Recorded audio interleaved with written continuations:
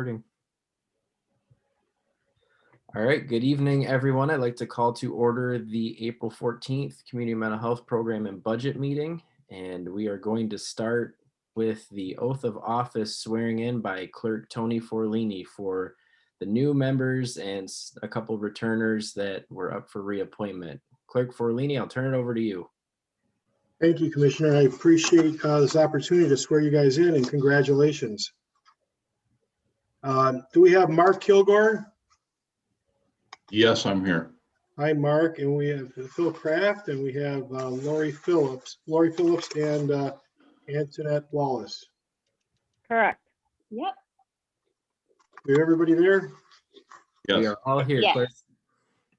All right. How do you want me to do it? One by one or all together? All together. All together. We're a team. Yeah, all together. We're a team. All right. All right. Let me gotta fix my screen so I can see everybody. Can't see everybody. Okay. I'm not gonna be able to figure it out. I got Antoinette with that beautiful bridge behind her.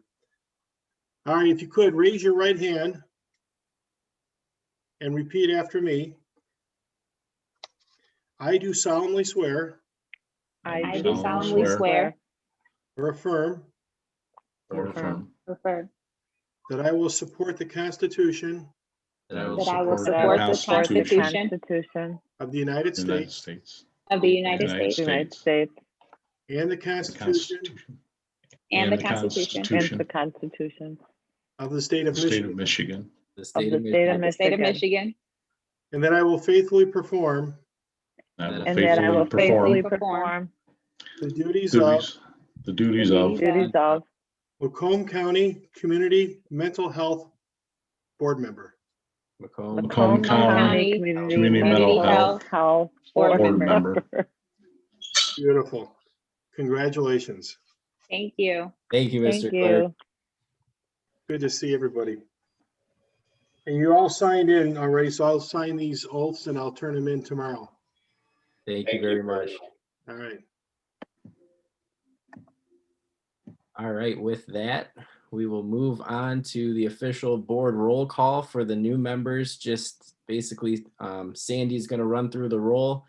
She's going to call your name off. Just state that you're attending virtually, give us your name and where you're attending from, municipality, county, and state. So Sandy, if you're ready. I We're sure ready. am.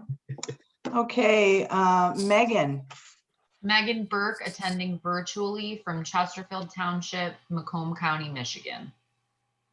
Linda, Linda Bush, attending virtually from Harrison Township, Macomb County, Michigan. Nick, Nick Shimatero, attending virtually from Roseville, Macomb County, Michigan. Ryan, Ryan Fantuzzi, attending virtually Romeo, Michigan, Bruce Township, attending remotely in Macomb County. Dana, Hi, everybody. Good evening. Welcome to the new board members. I'm Dana Freers, attending remotely from Fraser, Macomb County, Michigan.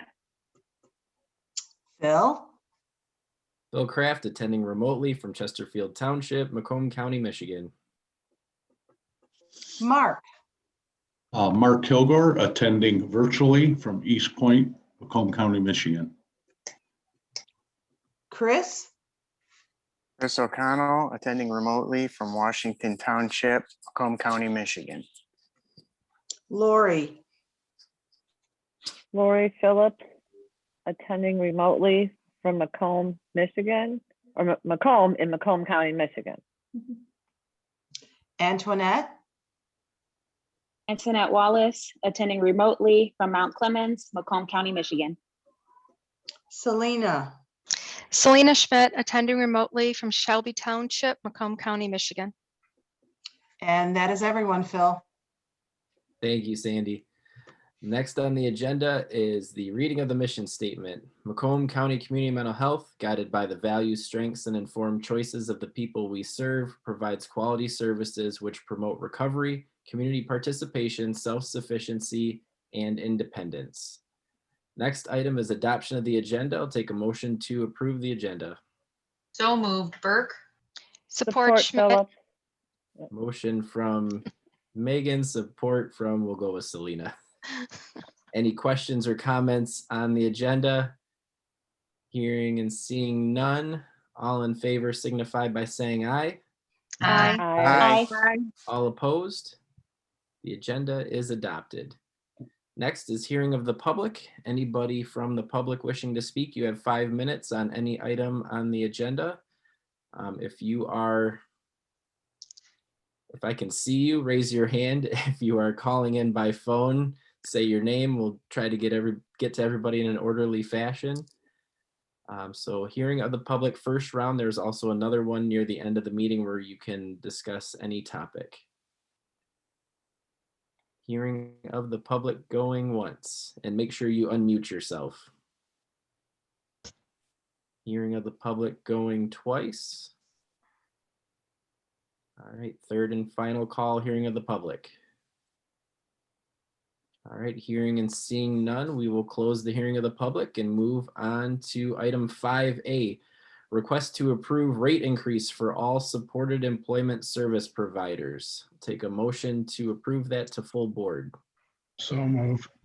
Support Bush. Motion from Nick, support from Linda. Dave, did you want to speak to this? Yeah, I went to scroll down in the packet and just realized that I only have the agenda open. So I'm going to wait this for a minute. And I see Christina's on if there's more detail. Supported employment, of course, is something that we would like to provide more of. We heard from our providers that in part there was an issue with the rates we were paying. Of course, the pandemic had the biggest impact on supported employment services last year. So we are in the process of reviewing a number of our rates. We do have access now.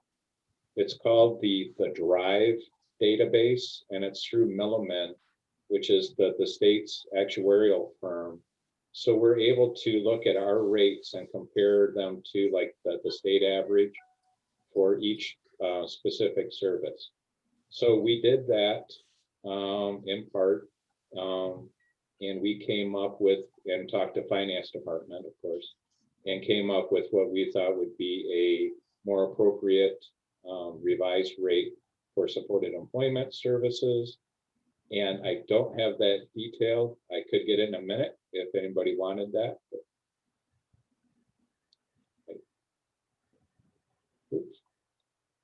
But that's why we'd like to see the rates go up.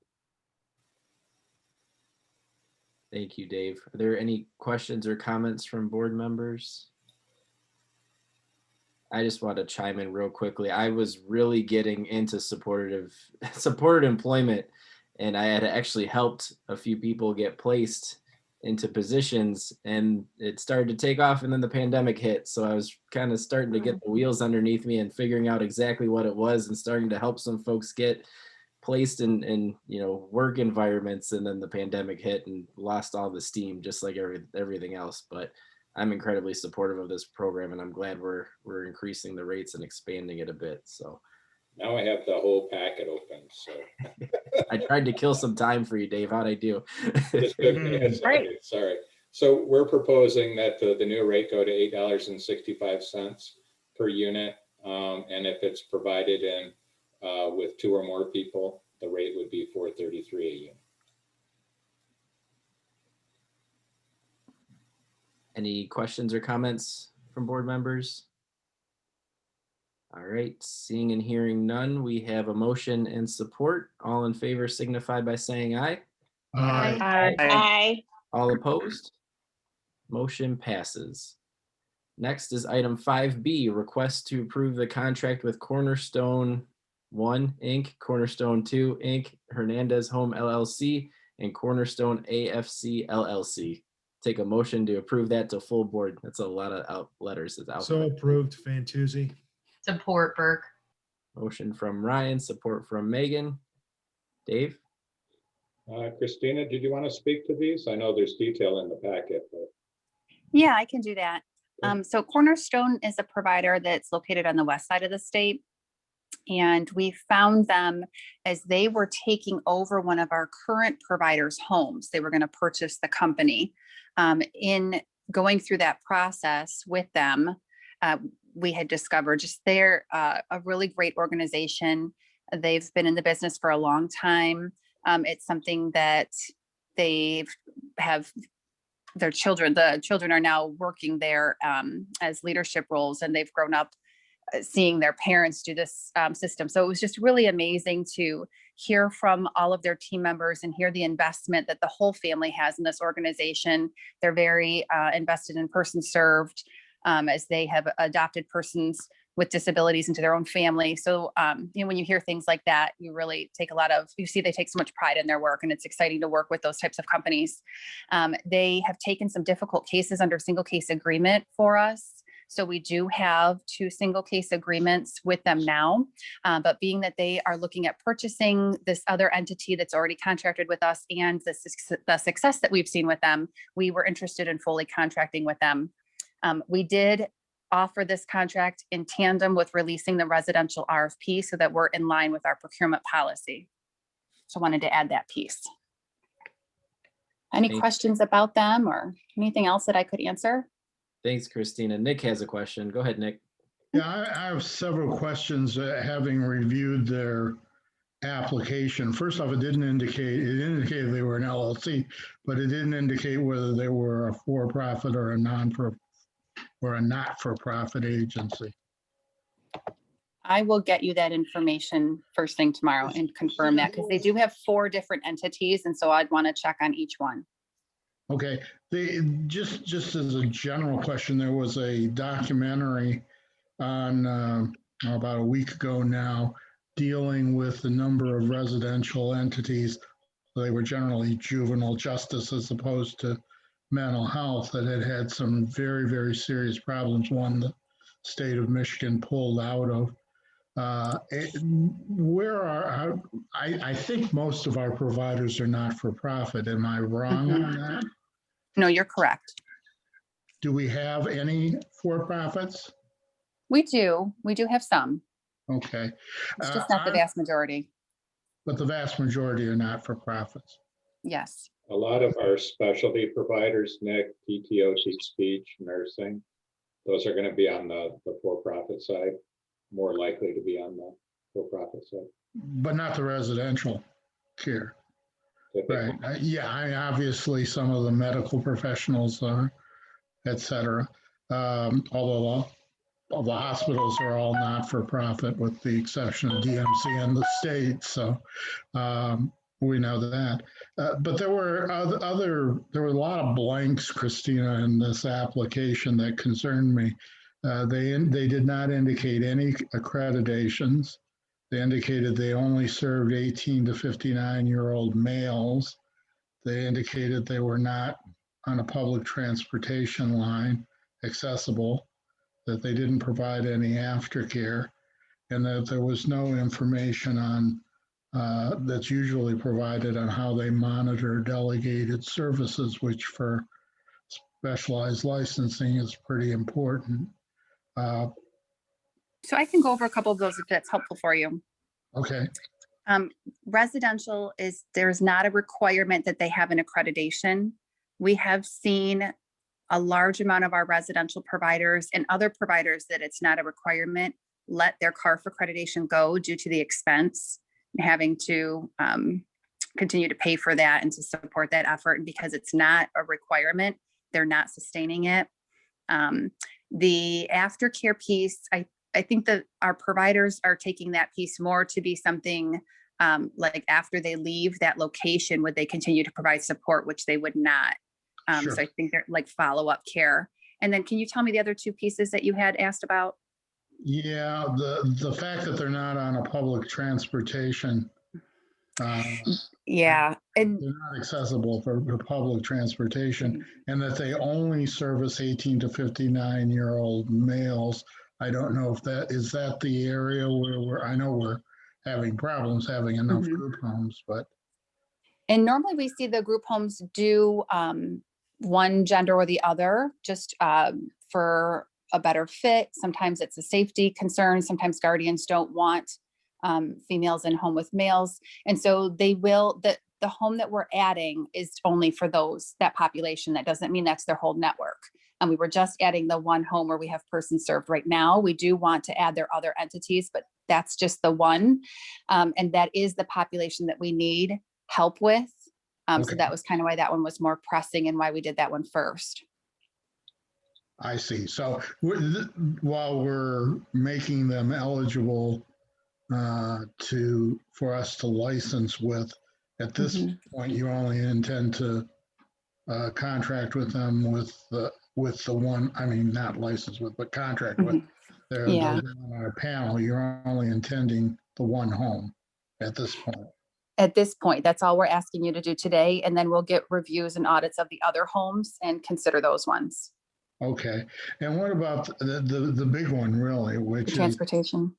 Well, the transportation is a serious problem, but I mean that if that's what, I mean, we're having so much trouble getting homes, I kind of understand the problem there, as long as they're providing transportation for residents in the home.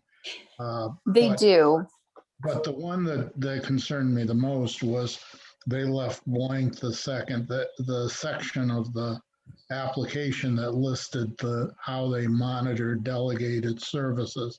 And there's an awful lot of delegated services, and you need to know, probably less than I do, the chain of command if there's a problem somewhere along the line. I think that one, and I will just reach back out to them and get some supporting narrative for you. I think that one, again, is kind of semantics, where our system's going to see that as they don't have delegated entities or providers or, et cetera, under them. We delegate to them. So they're not going to have that, whereas if you look at how we had our contracts, go ahead. The corporation doesn't directly provide the service. They delegate it to a home manager who then delegates it to direct care provider, direct care workers, et cetera. And that's a different understanding of it. I understand what you're saying, Nick, but delegate in this format is typically to, as Christina was saying, to another entity. I delegate my billing services to ABC Medical Claims Company. I delegate my quality oversight to something else. So this is a standalone entity that we're contracting with. The entity, though, the other applications seem to give more detail in this section of the application, even the ones we have before us tonight.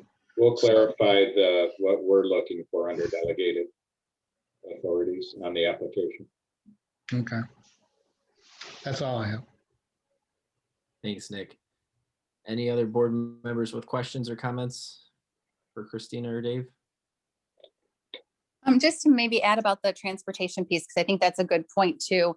And sometimes we will see our homes near public transportation, but being that they're in neighborhoods, it's a little bit harder to find.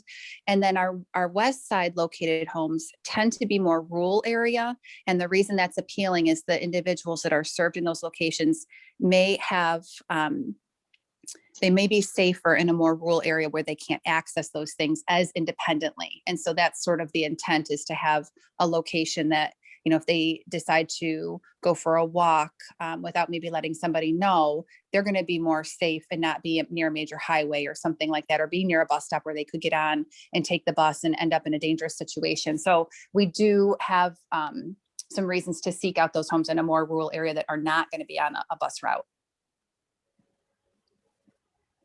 Got it. Thank you, Christina. Any other questions or comments?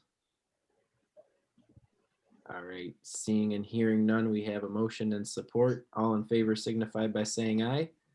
Aye. Aye. All opposed? Motion passes. Next is item 5C, request to expand Always Care contract to include supported employment services. I'll take a motion to approve that to full board. So moved. Support Burke. Motion from Dana, support from Megan. Dave, are you still? Yeah, there you are. Go ahead, Dave. I'm going to go ahead and share.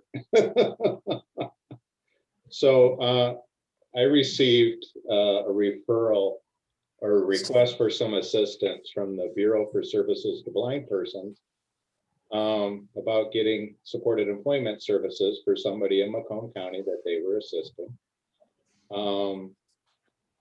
I put the word out. I said, sure, who do we have that could help them? And it was recommended that Always Care could help them out. So I said, you should call Always Care. At which time the CEO of Always Care contacted me and said, Dave, we'd love to help them out. We've been trying to get supported employment added to our contract for quite some time. So I said, well, we could fix that. I'm sure my board would be supportive of adding that service to your contract. So that's why they're here. Like I said, we are trying to increase the opportunities for supported employment. This is something that they do provide, they're familiar with. We simply had not had a contract with them for that service until tonight. So. Thanks, Dave. I appreciate seeing this on the agenda because they've talked to me numerous times because they have a location in New Baltimore. So they called me and I'm glad they called you. Fix, yeah. Are there any board members with questions or comments for Dave on this item? All right, seeing and hearing none, we have a motion and support. All in favor signify by saying aye. Aye. All opposed? Motion passes. Next is item 5D, request to expand the existing contract of expert care management for occupational, physical, and speech therapy services. I'll take a motion to approve that to full board. Motion to approve, O'Connell. Support, Philip. Motion from Chris. I'll give support to Lori this time. Dave, go ahead. I'll say a little bit. I've worked with Expert Care for quite some time, and I contracted with them previously for PTOT and speech, and they were the only provider at the time that was providing these services in the family home. You know, the pandemic, of course, might put some restrictions on that. So it is, I kind of assume we already had this in place in Macomb County, but now we will. They are a very good partner agency with the community mental health. And I guess I'll just speak in support of them. And then Christina might have some additional detail. I would say that one thing to make clear is that we're also releasing an RFP. So we are following our procurement policy for these services, but bringing a provider on as there has become an urgent need to make sure that we have enough OT, PT, and speech providers to support the network. It is a service line that is starting to struggle a bit with a shortage of providers. So we are looking to expand that. Expert Care is in good standing with their current contract and has always been a solid partner. So we have a strong faith in the ability for them to deliver those services, and we're really excited to expand their service line. I don't know if there's any other questions specific to that. I can answer those, but really that's basically it. Thanks, Christina. Nick has a question. Go ahead, Nick. Christina, just it's probably less important here than in the other case, but just for my own information, do you know if Expert Care is for profit or not for profit? For profit. They are for profit, I believe. I believe they are too. And what other services do we use them for? Community living services, or CLS, and respite. CLS and respite, thank you. Yeah. All set, Nick? Yeah. Okay, thank you. Any other board members with questions or comments on this item? All right, seeing and hearing none, we have a motion and support. All in favor signify by saying aye. Aye. All opposed? Motion passes. Next is item 5E, approval of MyCare sublease agreement. I'll take a motion to approve that to full board. So move, Schmidt. Support, Philip. Motion from Selena, support from Lori. Dave, go ahead. This is a renewal of their current sublease. And Tracy Smith is available if there's questions. Any board members with questions or comments? I have one. This is a very important piece in our effort to provide both behavioral health and physical health care in the same setting. So I'm glad to see this. The only thing I didn't see in the lease agreement, and there were several older leases as well, is the rent. Are we providing the space rent free, or are they paying rent? It's a continuous, I'm sorry, Dave. Go ahead, Tracy. Sorry. Nick, it's the same current one, which is no rent. So we're providing the space rent free, and they're providing the services to our, okay. Thank you. Yes, sir. Thanks, Nick. Selena, go ahead. Just curious. And this came up the last time this lease came up, and honestly, I never got an answer. How many of our consumers are actually receiving medical services from them for us to be providing them a free lease? I don't have that number in front of me, but I know they're tracking information, and that we're working closely with our CCBHC folks.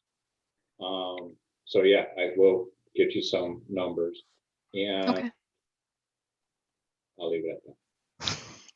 Thanks, Dave. And again, I guess I'm a little confused as to why this is a $0 lease of a substantial amount of space. Along Selena's line, I can understand if they're providing a significant amount of service to our clients, but they're charging them or charging Medicaid or Medicare. Are they for profit or not for profit? Non-profit. Right. They're not for profit? Mm-hmm. Yeah, okay. Okay, I'd like to see those numbers too at the full board meeting. Sure. Thanks, Nick. And I want to thank Sandy for working with me through that, because there were some date confusions and I was reading it late at night and thought I was losing my mind, but I really wasn't. So that was a good thing, I guess. So thank you, Sandy and Tracy and Dave, for that. We try to slip those in there occasionally, make sure you're actually, reading the packet. Yeah, I got it. Thanks for keeping me on my Who toes. needs sleep? Yeah, right. Any other board members with questions or comments? Selena needs sleep, I think. I do. All right.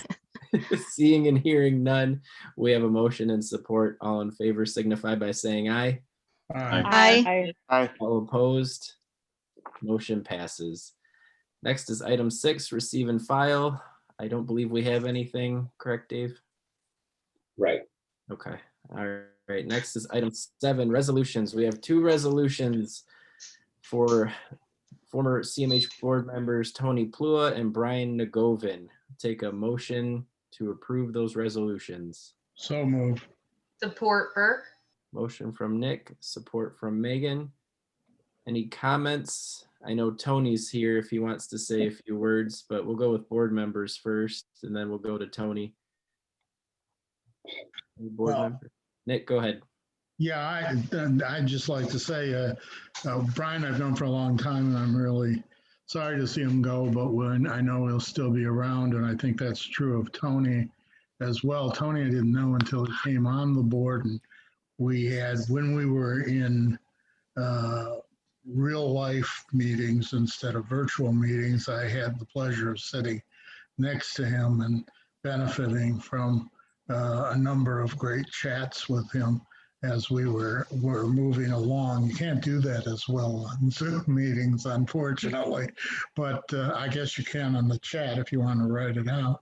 But I really enjoyed serving with him. I see he's here. I enjoyed serving with Brian. I enjoyed serving with Tony, and we wish you all the luck in the world from now forward, and look forward to continuing to hear from you, particularly in Tony's case on autism and on Brian's case in terms of the community fund. Thanks, Nick. Any other board members?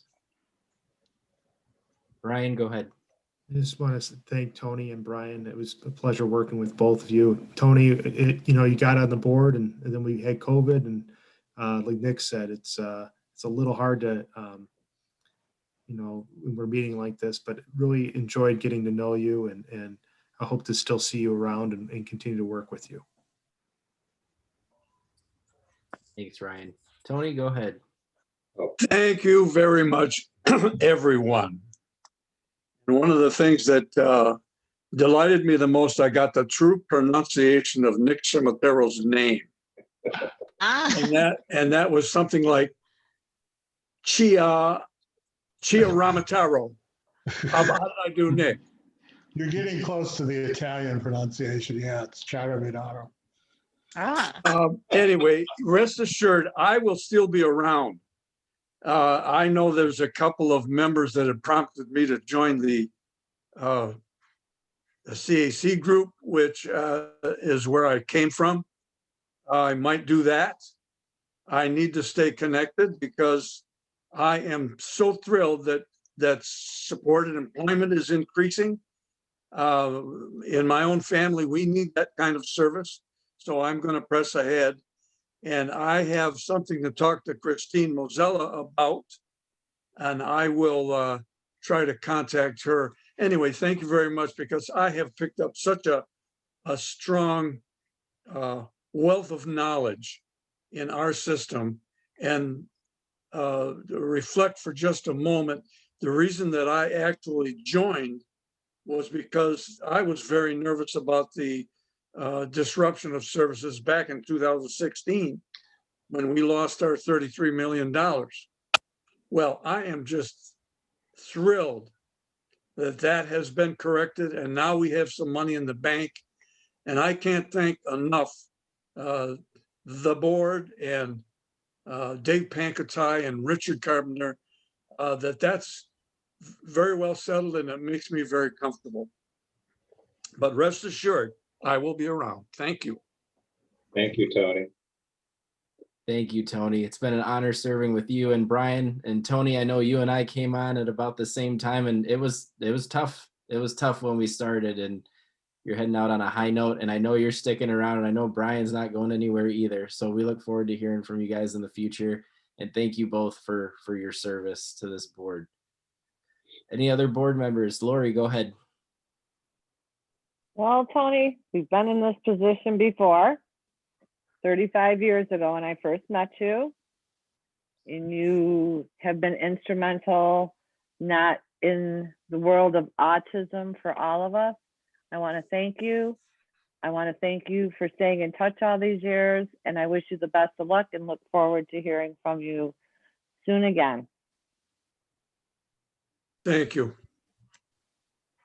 Thank you, Lori. Any other board members? Well, I'd just like to say, when Tony came on, it was a great introduction to his son. He loved to tell about his son, and we saw him on Zoom meetings even. So that was a great addition to our experience, Tony. Well, thank you.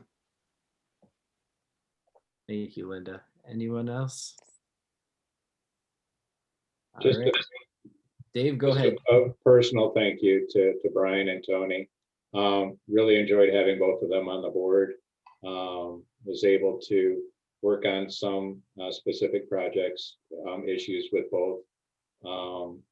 They will be missed. And we are working on getting these resolutions printed up and framed and delivered to both Tony and Brian. So thank you again.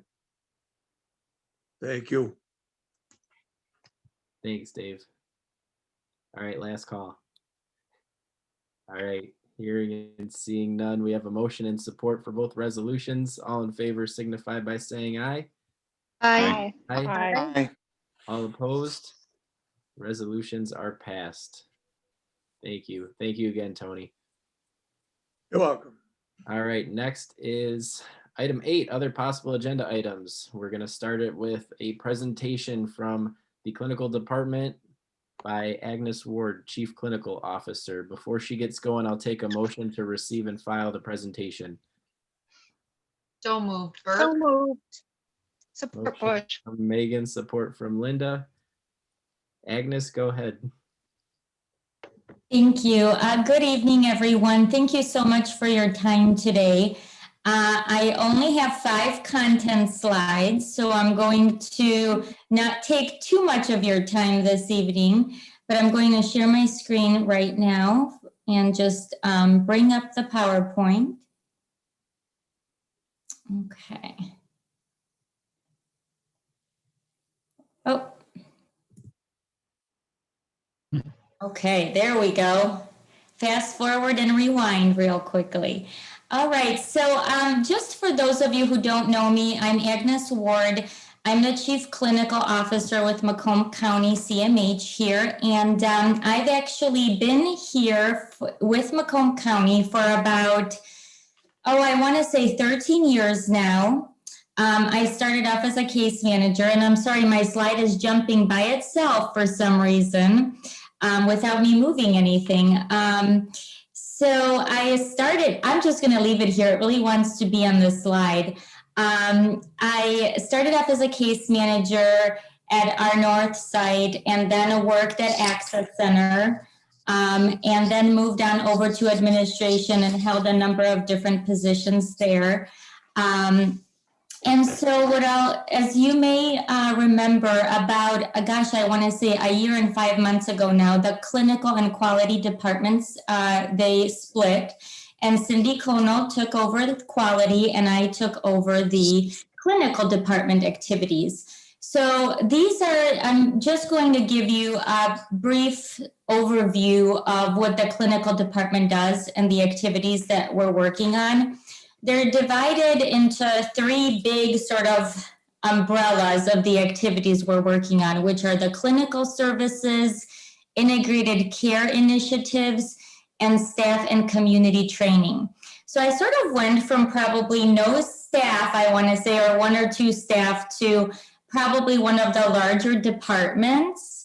And I want to say I have around 18 staff right now. So just to give you sort of a perspective, Tracy and I just had a chat about it. And it seems like the clinical department has grown with all of the different things that have, the different initiatives that we've had over the last year and a half.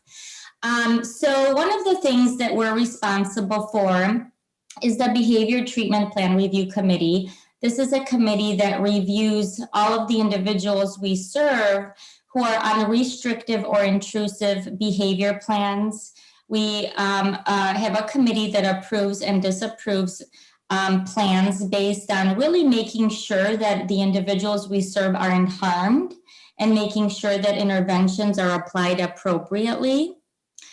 So that's one of the things that we do. We have the clinical case presentation and review team. This is a review team to support clinicians and our providers when they might be stuck on a case.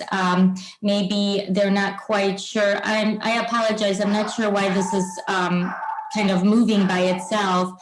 So this is where we hear clinical presentations that might be problematic for the agency in terms of they're not quite sure there's a clinical concern, and they bring those to us and we work on those as a team. We also have Improving Practices Leadership Team. This is a team where we talk about all of the different evidence-based practices that we have and the need for any other types of practices that we might be lacking. So we really look at what the system has and what we might need to offer that we're not offering. We also house the Autism Benefit or the Autism Program. Right now, we have about 735 cases in our Autism Program. So our administrator is really working around the clock during COVID to make sure that services continue and that all of the paperwork is done behind the scenes so that people have their services and the kids are being served. we work on clinical policies and procedures and standards of clinical care to make sure people are aware of those, they understand those, and that they're clear for everyone. We also have worked on the benefit plan development, so devising benefit plans according to different levels of care and making sure that individuals are receiving appropriate services. And what we've also started is a quarterly provider newsletter. That's a newsletter that is that we send out basically to all of our providers with hot topics that are going on socially, standards of care, different issues. So it's just a newsletter to keep up on clinical activities, integrated care initiatives, best care practice guidelines, those types of things. Integrated care initiatives. And again, I apologize for this jumping. I'm not quite sure why it's jumping like this. So we also house all of the integrated care initiatives out just the CCBHC. You're all familiar now with the CCBHC. The clinical department has been involved with that from the beginning, and we are really working on bridging that gap and bringing, really working on this grant initiative that we've received and trying to provide individuals with kind of what I call CMH 2.0, those better, more integrated services. We also have the My Health Link project here, as well as the Medicaid health plans. So what we are doing right now is we're working on a presentation for all of the providers to educate them more about the requirements of My Health Link and the Medicaid health plans so that they can service our individuals better in terms of knowing what some of the standards are, coordinating care, also educating our providers on the different services that the health plans have to offer. Like some of them have infant programs, they have pregnancy aid, transportation. So all those things that they can provide so that we can provide those things to our members, to our individuals if they need those. Clinical coordinator is also a position that we hired. It's been a little bit over a year now, and this is a coordinator who works both out of My Care and CMH. She splits her time to coordinate care. So she sends referrals maybe from our system to My Care and then from My Care back to our system, bridging that gap between the behavioral and medical care. We have our integrated care work group, which meets regularly to discuss all of the integrated care activities in our system, what's needed in our system, where the gaps are. People also get to talk about what they have available in their clinics and their agencies so that others can utilize those services and resources. We have the integrated care grant. This is a grant where we have our integrated care specialist that we recently hired. This is an individual who splits her time and actually goes to 3 medical clinics: My Care, Judson Medical Clinic, and Community First. And she also serves as a liaison, bridging the gap between that behavioral and medical care, where she's able to refer our individuals to these clinics, provide assistance so that they can get their medical needs met. But she is also helping our case managers and supports coordinators linked to medical health care through these clinics if there's any difficulty getting to that medical care.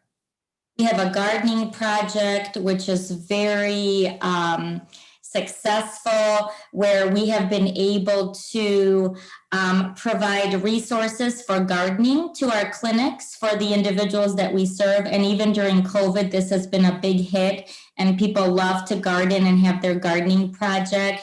So they're growing fruits and vegetables. The clinicians talk about healthy eating, nutrition. So we're really excited about continuing this project.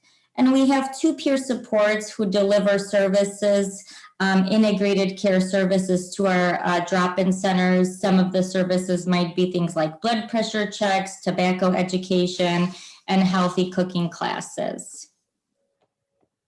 And then we have our training department. Our training department is really responsible for all of the training activities, training both our staff and doing trainings in the community, just basically for our other providers or community members. So we have a lot going on, especially with CCBHC right now. There are some new training requirements. So we're working on a lot of different things right now, having a lot of evidence-based practice trainings, integrated care, medical conditions trainings. We have also increased our children's trainings just to provide that better education, get our clinicians really, giving them that support that they need, and some specialty trainings to address certain areas and gaps that we've had, or also treating specialty populations. So just certain specialty population trainings. Some trainings of interest that I just wanted to mention are case to care that we've had. And this is really navigating healthcare trends, bridging that gap between behavioral health and medical health, strategies to build partnerships with primary care providers. So that's what we've had. It's been a big popular training. Moral recognition therapy. This is a very interesting evidence-based practice. It's a practice that is actually, we're running out of our mental health court. It is a practice where it teaches individuals to improve their retention and decision-making skills. So it brings them to higher order moral reasoning, if you will. So what we do is we address a lot of mental health concerns here through CMH, because that's what we do, but we also have to focus on moral reasoning, especially for some of our individuals who are involved with criminal justice systems. So it helps individuals sort of make better decisions and increase morality, so to speak, or moral decision making or insight. Transdiagnostic anxiety training. This is a training where we are looking at individuals who have comorbid disorders, different panic disorders, social phobias, anxiety disorders, and we're looking at helping clinicians diagnose better, but also treat better. Mental health first aid. This has been a very popular training that we are doing in our community. It's really teaching individuals who are not clinicians, who are, general community members, how to identify a mental health concern or crisis or symptoms of mental illness and be able to refer individuals to help, or be able to deter a crisis by providing assistance. Gender identity and youth training. This has been very popular. And we also have done wellness weeks where we've discussed our My Strength app, which is kind of the health club for your mind. It's really like an app, like those apps you'd see on TV, where you can access music or different resources for mental health. So we do have this app and it's free. I know that a lot of you have heard about it before, and we've really referred a lot of the individuals we serve to utilize this, as well as our community members. And we've done different trainings utilizing its resources, like facing racism, discrimination, trainings on anxiety and depression, self-care for everyone, especially during challenging times like COVID, go in, stay out, coping with COVID, and some resources for men. It's a mandate. So we've done some of those things. So we're a very busy department. We have, my team is just working around the clock, and especially now to provide good trainings, to provide good resources for individuals that we serve. So, you know, we're growing larger, we're a busy department, and there's still a lot more to be done, but that's kind of what I have for you so far today. So if there are any questions, I'd be happy to answer those for you. Thank you, Agnes. Thank you for the presentation. Are there any, I see Ryan's hand is up. Ryan, go ahead.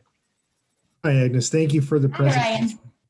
Ryan. You mentioned a quarterly newsletter or something quarterly that you send out.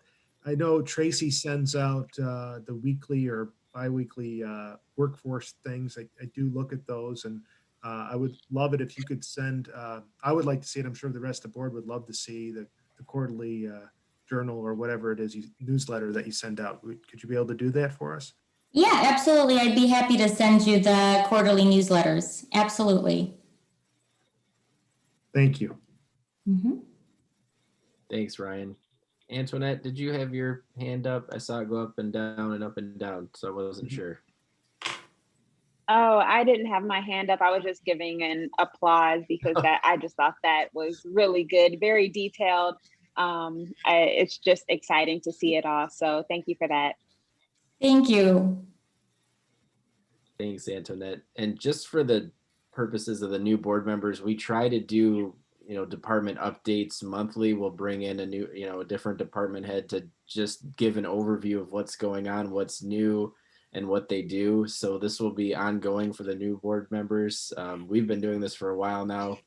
Thank you, Dave. It's been extremely helpful, and we're learning a lot. Any other board members with questions or comments for Agnes? All right, seeing and hearing none. Agnes, thank you very much for being here tonight. My pleasure. Thank you. We have a motion and support to receive and file. All in favor signify by saying aye. Aye. Aye. Aye. All opposed? We have a blog? We have a blog. Our own Dr. Ward is, you know, she's famous. So I was frantically Googling to try to find that for you, Agnes. Good. I want rights to my image. This seems to be all over the place. Now that'll be on YouTube now forever. Right. Right. Agnes, if there's issues, you just come right to the board, okay? I will. All right, thank you, Agnes. Next, we will go to Dave for the CEO update. I'll take a motion to receive and file his update. So moved. Motion from Megan, support from Linda. Dave, take it away. Well, Agnes is a hard act to follow. When I started, our integrated care activities were going well, but they were scattered, and they were scattered into weird places. You know, there'd be like a person working on a specific project, but they were in about 4 or 5 different departments, which made my head hurt more than usual. So being able to form the clinical department, and then Agnes being over that, we just centralized all of those staff and those activities. It is a lot, and we are looking at giving her some support and things like that. And some of those additions were related to our CCBHC grant. But yeah, thank you very much, Agnes. Your 5 slides contained a whole lot of information. So between the evidence-based practices, integrated care, training, there's a lot going on.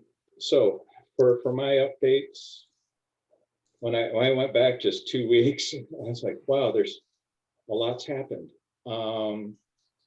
We did get notification, and thank you to Phil and Aaron Thomas, and that Mount Clemens had declared the state of emergency. So we will continue, we're planning to continue to meet remotely. Then Governor Whitmer did issue the extension of the workplace safety. So if you can work remote, you should be working remote. At the same time, the state issued a memo saying that you can't deny face-to-face services, just kind of as a blanket statement across the board. So we did share that with staff. Of course, it triggered a lot of questions from staff. You know, we're supposed to work from home if we can, but we're supposed to meet people face-to-face if they would prefer that. Tracy Smith has done a great job of centralizing all of the frequently asked questions. And of course, our workforce updates stress that as well. I planned a couple of, I did donuts with Dave for a while, and I kind of went out to our sites and I took donuts, and we were on the donut theme earlier. In this day and age now, it's coffee with Dave, and it's just a virtual meeting. But I held the first one on April the 8th, well attended, and it's just a wide open forum. And I think staff will get more comfortable with that, hopefully going forward, and just use it for what it's intended to be. Share information, ask me questions, you know, clarify the rumor mill sometimes and things like that. My second one is scheduled for the 21st of this month in the morning. And then we are scheduling, working on a all staff meeting, which will have a more formal agenda. Other people from other departments will be sharing information. We plan on recording that, making it available on our intranet, so staff that are unable to attend at that time can have access to it. I'm happy to share that with the board as well. We did our kickoff meeting with Jefferson Wells. They're our contracted Medicaid claims verification vendor. So that process is starting. I did make the pitch for that we need to kind of take 2020 into consideration when we're doing any type of audit and reporting. They were very accepting of that. So we'll look at things, you know, as well, objectively against the standards with a little bit more of a subjective view, given the pandemic that we're currently in. I've said it, I think, each time. Our providers continue to do just amazing jobs. Some of them are, you know, being impacted by COVID to significant degrees. The fact that our system has continued to operate and that people are getting help, and that it's kind of, you know, status quo most days, is a real testament to the work of our staff and our providers and all of those staff that are out there front line. At the state level, of course, there's the new, oh, I have it here, I had it. Let's see, show all windows. There was a new plan that was being circulated at the state level by some of the senators. And my computer has hidden it. It was looking to the future, like gearing forward.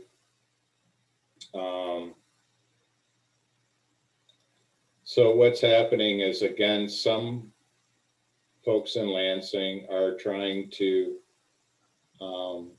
advocate for system redesign. That redesign calls for the elimination of the current PIHPs. And apologies to the new board members, I'll get you a glossary of all of our acronyms. That's a pre-patient inpatient health plan. That's our Medicaid contract with the state of Michigan, which is our largest dollar amount contract. They're saying that a new system, they're using the same SIP language that came up before in a little different way. Of course, the Community Mental Health Association has come out 100% against it, saying it's not even worth doing a rebuttal of the individual points in that. It's denying it in its entirety. There's, activity, concern at the state level, and we should be tracking that, of course, and working with our state legislators and commissioners and everybody, advocates, people served, to make sure that the local control is emphasized. The farther away you get from that local control, I think you lose the individual flavor and concern about your local communities. I've been doing a lot more outreach lately, in preparation for the state's recertification of the CCBHC grant sites from 2016. We are working on our jail diversion project. I kind of reached out to say, hey, how's that going? And honestly, it's not going as well as it could be. So we're putting some time and effort and energy into that. A thank you to Barb Caskey at Community Corrections, and I've been following up with Captain Lori Mish at the jail, as well as our staff internally who are working in the jail. They're doing a great job. We just need to kind of go back and support their efforts and make sure that all of the available services are well connected for people that are able to be diverted. Basically, we don't, if somebody with a mental illness would be better served in our system than going through the jail system, we want to make sure we're there in a timely fashion.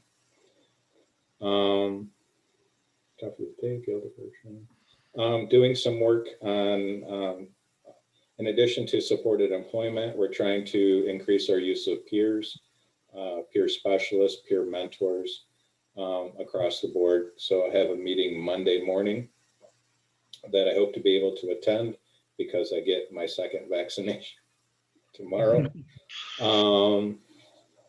Mark, I hope you're not too upset with me, but I did get my Narcan training finally, but it wasn't from Mark. So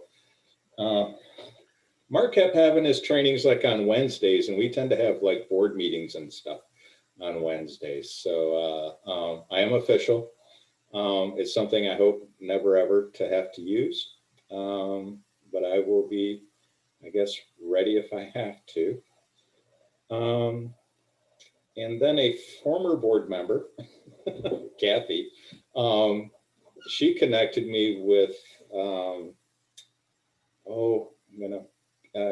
Kim Metzel, the Clinton Township Clerk. That's okay. Did I say that right? I hope. I'm sorry, Kim, if I. There was a news article and there's a video on YouTube about cleanup activities at the spillway in Clinton Township. News to me, and it was apparently news to her, but she got organized things really quickly. And then I followed up with Connie Lasher, who does our homeless outreach efforts. And I'm learning a lot. But Connie's definitely my subject matter expert in this area. So again, and then timeliness. We had the Human Service Coordinating Body meeting with all the various departments and agencies in Macomb. I brought up the issue there, got really good support and feedback. So we're convening a follow-up meeting with Community Housing Network, Macomb Community Action, Connie and myself, and anybody else who's interested in homelessness in Macomb County to see what efforts we can do. We were able to double Connie's operational budget for homeless outreach. As a reminder, we're letting the HUD grant go, which was just an administrative nightmare. It was a burden. But we do have more flexibility now, so we are trying to do some efforts in that area. I was also able to help out veteran services, I reached out to our own vet navigator. And then I reached out to Laura Rios at the Veteran Services at Macomb County. And we were able to purchase some Uber gift cards and then some hygiene kits and sleeping bags and things like that that we'll be able to distribute to Macomb County veterans, along with information about our services and how we can support them if they have needs in our area, and now with the physical health care as well through our CCBHC efforts. So there's some good things happening and other activities out there too. But I guess those were the big areas. I'm happy to answer any questions. Thanks, Dave. Any questions, comments for Dave? I have one. Almost. Megan, go ahead. I'm sorry, I'll make it so quick. Dave, is it possible to get board members the Narcan training? Like, are we able to be certified? Hi, new board member. If we Hi. Is there anybody on the board who knows anything about Narcan training? I am a Narcan trainer, so. Okay, I would love that. I actually do them, Dave. You might not have been aware of this, but I do 2 of them virtually every week. A Tuesday evening and a Wednesday morning. Or if board members want to be trained, anybody in this meeting, we can actually do a live one at our office. We limit the amount of people in the building at one time, and we social distance. We have to wear a mask. But yes, that can be arranged. Thank you. You're welcome.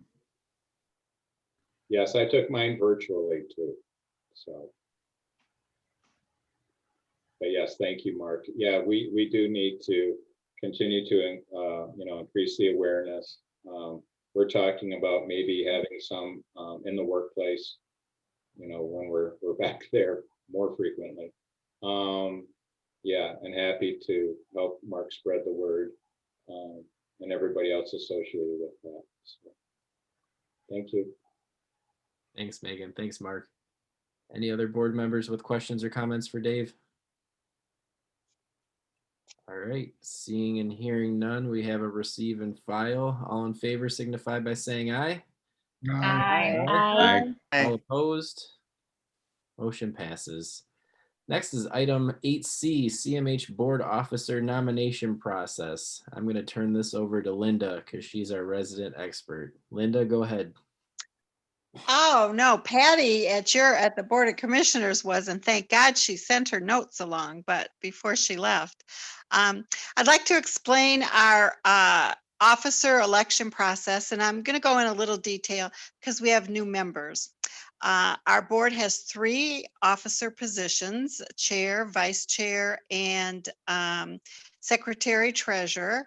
Each year, immediately after the newly appointed members are sworn in, we start the election process. We select the people who will serve a 1-year term. Each term is just a year, and for one of the 3 positions. And there's no limit to the number of terms that someone can serve. Just to note, the vice chair in our board, in our bylaws, the vice chair doesn't ascend automatically to the chair. And in the case of this year's election, our chair position is actually vacant at the time we'll be doing all of this.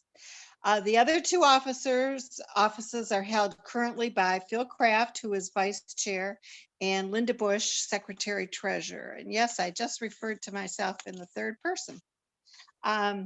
I am also chair of the nominations committee and have called for a nominations committee meeting, which will be held on Friday, April 23rd. At that time, we should consider all the nominations and put forth a slate that will be considered at the full board, which is April 28th. So tonight I'm asking you to please send to Sandy Hayes names of anyone you wish to nominate for any of the 3 open positions. We will close nominations by end of business next Monday, August 19th.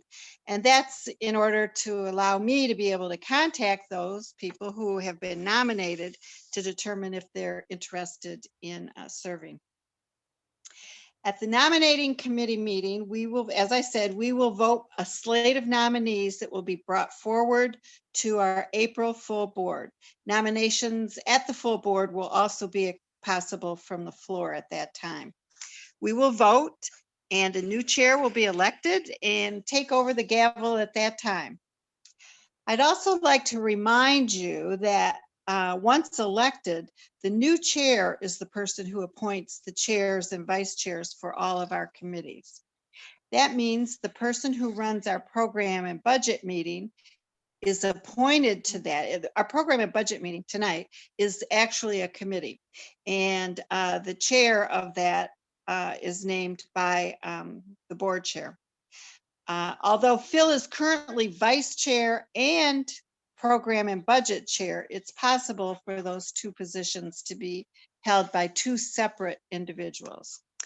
Our officers and our committee leaders play a very, well, we know this, a very important role in terms of our board responsibilities. So I appreciate your thoughtful participation in this election process. And I'd be happy to answer any questions that you might have. Thanks, Linda. Yeah, I kind of got bamboozled into being vice chair and program and budget chair. I was told they were one and the same. I was lied to. Thanks, Kathy. Any board She's member? gone. She's gone, so I can say it. Any board members with questions for Linda about the process? All right. Thank you, Linda. Oh, Dave's raising his hand. Go ahead, Dave. So Linda, what would the vice chair do if he or she wasn't also over the program and budget? They would fill in when the chair, say goes to Disney World or something. The vice chair's role is to fill in the absence of the chair. Thank you. Which doesn't happen a lot, but so that's why you might not be familiar with the duties of the vice chair. And they also serve on the executive board, the executive committee. Any other questions? All right, if you have any going forward, please send them to Linda. She'll get them answered for you. Thank you, Linda. Appreciate it. You're welcome, With Phil. that, we have a couple reminders of meetings coming up. Recipient Rights Advisory Committee meeting is going to be Thursday, April 22nd at 8 a.m. The full board meeting is going to be Wednesday, April 28th at 6 p.m. There is the National Council's annual conference from May 3rd to the 5th. I believe you can talk to Linda, Dave, Sandy about details for that. Dave's nodding his head, so I'm doing okay. And then there will be a CMH board work group on revenue spending sometime in May. For the new board members, we try to do work groups, workshops throughout the year, basically to get us better informed on our funding, revenue, budget, all that good stuff. So please feel free to participate in any and all, and you will learn way more than you ever probably wanted to. But our CFO and Dave go into great detail and usually do a very, very good job. Thank you. Are there any board members with any other items they would like to discuss? Just real quick, Phil. Nick and then Dave.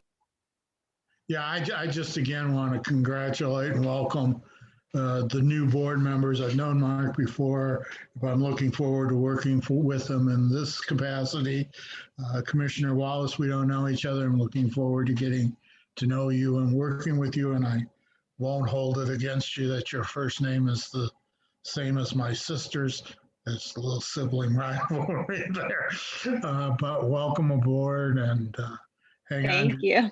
Else we have much to do. Thank you, Nick. Thanks, Nick. Dave, go ahead. I just forgot to mention, I will be reaching out to our new board members to schedule an orientation meeting.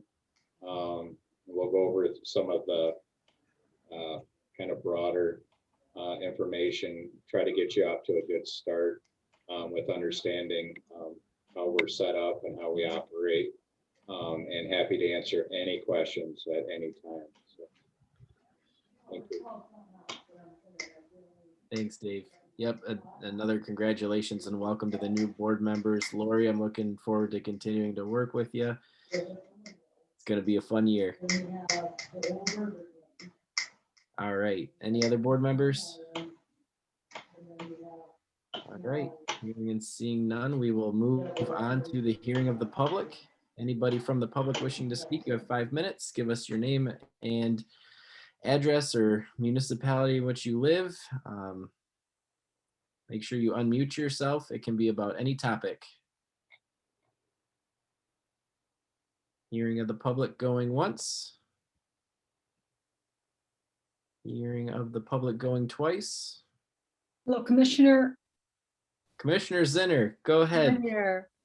I just wanted to make sure you could hear me. I wanted to say hello. I've been wanting to tune into one of these meetings for quite a while now, and I meant to get in on time, and I slipped in late. I'm sorry. I lost the way to get in, and but I found my way, and it was really nice to listen to everybody, and I'm glad that Commissioner Wallace is there now.